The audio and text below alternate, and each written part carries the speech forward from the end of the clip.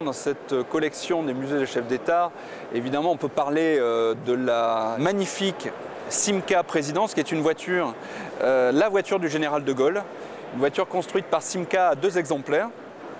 On les appelle par leur numéro de plaque d'immatriculation. Celle-ci, c'est la 4PR75. Un jour, j'ai reçu un coup de fil d'un retraité qui me dit « Monsieur, j'ai une quinzaine de Simca.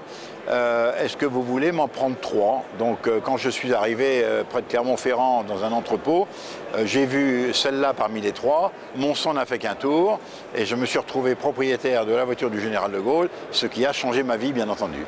C'est le véhicule qui est le premier véhicule de ma collection. C'est un véhicule emblématique.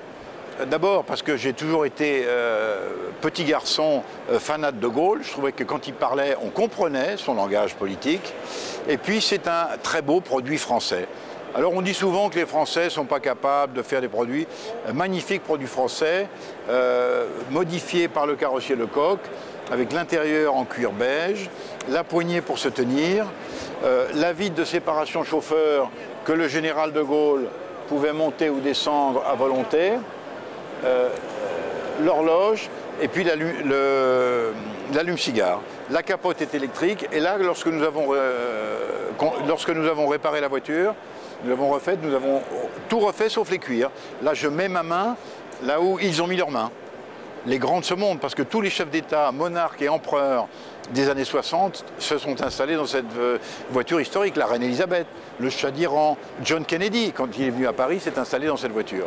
C'est une voiture qui est estimée entre 100 et 200 000 euros. Une voiture historique et espérons qu'elle restera dans le patrimoine français, parce que là, nous vendons une partie de l'histoire.